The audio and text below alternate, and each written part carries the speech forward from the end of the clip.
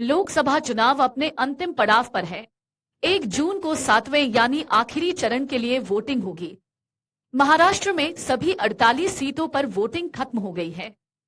अब चुनाव परिणाम का इंतजार है। इस बीच लोकसभा चुनाव के नतीजे आने से पहले महाराष्ट्र में अजित पवार की एनसीपी ने उद्धव ठाकरे गुट की शिवसेना को बड़ा झटका दिया है। नासिक जिला परिषद के पटोदा समूह सदस्य बाला साहेब पिंपरेकर ने 31 मई को अपने साथियों के साथ शिवसेना उद्धव बाला साहेब ठाकरे की पार्टी छोड़कर डिप्टी सीएम अजित पवार की पार्टी एनसीपी में शामिल हो गए। एनसीपी अजित पवार गुट के नेता छगन भुजबल की मौजूदगी में बाला साहेब पिंपरेकर ने पार्टी की सदस्य ली।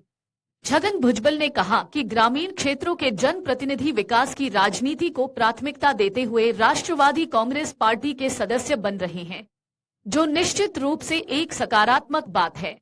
उन्होंने इन सभी नए साथियों का स्वागत करते हुए उन्हें भविष्य में विकास के पथ पर आगे बढ़ने के लिए शुभकामनाएं दी।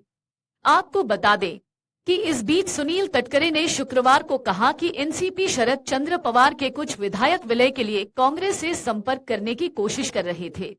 एक रिपोर्ट के मुताबिक एक अनौपचारिक बातचीत में तटकरे ने मीडिया से कहा कि शरद पवार के नेतृत्व वाले गुट के 5 से 6 विधायक कांग्रेस नेतृत्व से संपर्क करने की कोशिश कर रहे हैं। उन्होंने दावा किया कि यह गुट कांग्रेस में विलय करना चाहता है। तटकरे का दावा शरद पवार के उस बयान की पृष्ठभूमि में आया है जिसमें उन्होंने समान विचारधारा वाले छोटे दलों के कांग्रेस के करीब आने या यहां तक कि लोकसभा चुनाव के बाद विलय पर विचार करने की बात कही थी। एनसीपी के एक प्रवक्ता ने तटकरे के दावों का खंडन किया और कहा कि तटकरे को पता है कि उनकी पार्टी राज्य में एक भी लोकसभा सीट नहीं जीतेगी।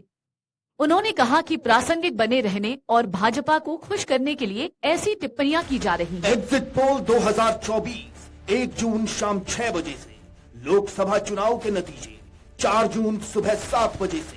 देखिए चुनाव नतीजों से जुड़ी हर खबर सबसे पहले, सबसे सटीक, केवल अमर उजाला पर, amarujala.com।